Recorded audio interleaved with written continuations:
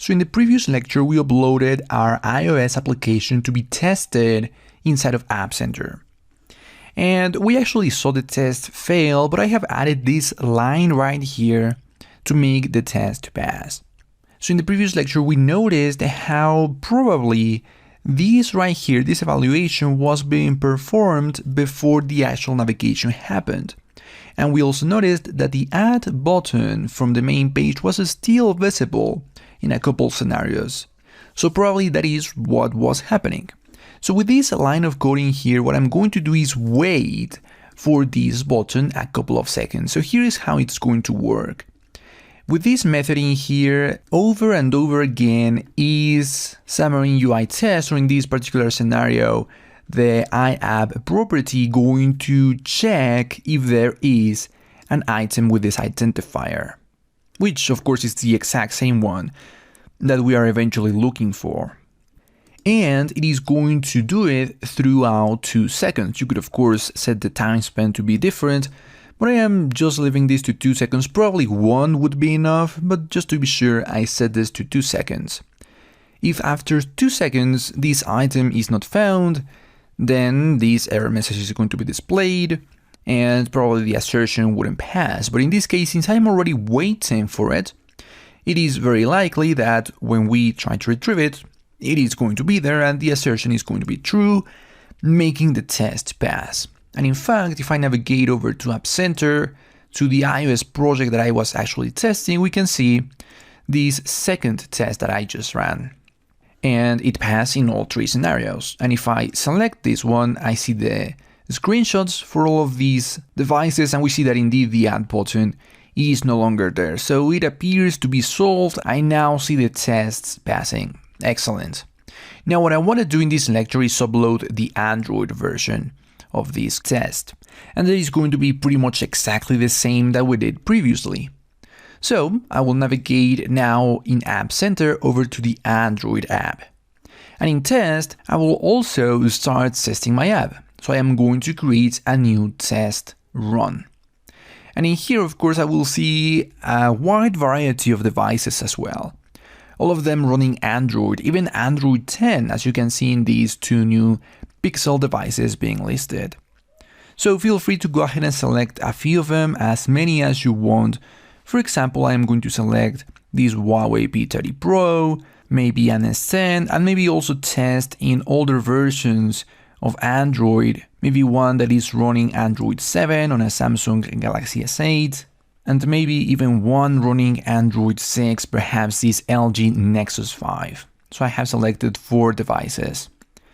After I have selected them, I am also going to create a test series. So I'm going to go ahead and create this. And this is of course also Xamarin.UI test. Click on next and we're going to see the exact same thing as before, the prerequisites that we've already met. We have installed Node.js, we have installed the command line interface. So all we have to do is copy this command from here and paste it on the terminal. But this time we have to be located inside of the Android project. So let me go ahead and cd into the redbooks.android directory. And it is in here where I am going to paste that command. And I also have the Finder in here, already inside of that folder, the redbooks.android folder. And the first thing that I'm going to find is going to be the APK file. Just as we did in the previous lecture finding the IPA file for iOS, in this case we have to find the APK file. And the first thing that we have to do is get inside the bin folder. And the bin folder is going to contain the debug folder. So I am going to get inside the debug folder. And it is inside where we already see a couple of APK files. One of them is signed, the other one isn't. Right now it's not too important which version of the APK we select, but if you have a signed APK, you may as well just use it. So I'm just going to write the name of the file, just like this, and move over to set the path to UI test build directory. And this one is actually going to be exactly the same as on iOS. We're going to again start back from the Android folder, the redbox.android. And first we have to navigate outside of this folder and into the redbox.test. So I do redbox.tests and into the bin folder. In the bin folder, we're still going to be using debug, and inside of the debug folder is where everything about the tests is going to be. So the exact same path to the same directory that we set on iOS. The tests, after all, run on both platforms. And that's it. I will be able to run this, and we're going to see the exact same thing happen. The tests are going to be prepared, the arguments are going to be validated, and so on. We've already seen this happen in the case of iOS. Of course, also the files are going to be uploaded. This may take a while, so I will just wait for the files to be uploaded. And once they have been uploaded, the test run is going to be started. Of course, as we saw in the previous lecture, this is going to make the terminal update with the current status every 10 seconds. But if we don't want to be here on the terminal the entire time, we can navigate back to App Center. We can already close this, and we're going to see this new test run, again, just as we saw in the case of iOS. This is first going to wait for the devices to be ready. In the case of Android, I set 4 devices. That would depend on how many devices you selected, but once they're ready, the tests, and your application of course, are going to run directly on each of those devices. So I will wait for the devices to be ready. I will wait for the tests to run on each of those devices, and you can see, by the way, that right now it is already running on one device. And once I see the results and the reports for the test, I will get back to recording so I can show you exactly how I said that we're going to see the results for these Android tests here in App Center. So after a few minutes, we can see here that the tests have finished. I see how the tests have been completed, some data is still being processed, and currently I see that it failed in one of the devices. So if I select this test, I can see that it failed here on the LG device that is running Android 6. It ran successfully on the other 3 devices, and I can see the screenshot in here. But if I select this one and click on the logs, I can see what happened. And it says that the install failed because there are no matching ABIs. And that is actually something that here App Center is starting to help me with, because without me having to actually deploy these to my users, I can notice that there is something that I did wrong when configuring the ABIs.